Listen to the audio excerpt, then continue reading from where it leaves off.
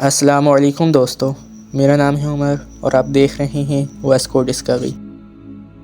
امام علی رضی اللہ تعالی عنہ نے فرمایا، ان لوگوں میں شمار نہ ہونا جو بغیر عمل ثواب آخرت کا سوچتے ہیں اور امیدوں کو تول دے کر توبہ کو تاخیر میں ڈال دیتے ہیں۔ دنیا میں باتیں تو زاہدوں جیسی کرتے ہیں مگر کام دنیا پرستوں جیسی کرتے ہیں۔ اگر دنیا سے کچھ مل گیا تو شکم سے ہی نہیں ہوتے، اگر ذرا سا بھی نہ ملا تو قناعت نہیں کرتے۔ جو کچھ مل چکا ہے اس پر شکر ادا نہیں کرتے بلکہ اضافے کی خواہش کرتے ہیں۔ دوسروں کو برائیوں سے روکتے ہیں مگر خود نہیں رکتے، اور وہ نیکی کرنے کو کہتے ہیں جو خود نہیں کرتے۔ صالحین سے محبت تو کرتے ہیں مگر ان کا کہا نہیں مانتے۔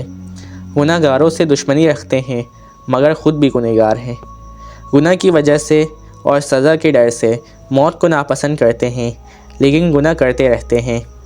بیمار ہوتے ہیں تو توبہ کرنے لگتے ہیں اور جب تندرست ہو جاتے ہیں تو غفلت میں پڑ کر بے فکر ہو جاتے ہیں۔ بیماری سے نجات پاتے ہیں تو متکبر ہو جاتے ہیں اور جب گرفتار بلا ہو جاتے ہیں تو مایوس ہو جاتے ہیں۔ جب پریشانی آتی ہے تو دعا مانگنے لگتے ہیں اور جب پریشانی نہیں ہوتی تو شکر کو نظر انداز کر دیتے ہیں۔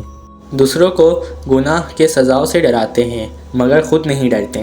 جب دولت ملتی ہے تو تکبر کرتے ہیں اور جب دولت نہیں ملتی تو شکوہ کرتے ہیں۔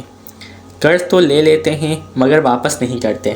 دوسروں کو نصیحتیں بہت کرتے ہیں مگر خود عمل نہیں کرتے۔ جو کچھ فانی ہے اس پہ جان لگاتے ہیں مگر جو ہمیشہ ہے اس سے جی چراتے ہیں۔ موت سے بھاگتے ہیں مگر کام موت والے کرتے ہیں۔ دنیاوی کام میں مصروف رہتے ہیں مگر ذکر خدا کرنے کو وقت نہیں ملتا۔ دنیا کی چھوٹی سی کامیابی پا کر خوش ہوتے ہیں مگر آخرت کی کامیابی کا سوچتے بھی نہیں۔ اور پھر حضرت علی رضی اللہ تعالی عنہ نے فرمایا، میں تمہیں دنیا سے خبردار کرتا ہوں، یہ ایسے شخص کی منزل ہے جس کے لیے قرار نہیں، اور ایسا گھر ہے جس میں آب و دانہ نہیں ڈھونڈا جاتا۔ یہ اپنے باطل سے آراستہ اور آرائشوں سے دھوکہ دیتی ہے، حالانکہ اس کی آبادیاں ویران ہو جانے والی ہے۔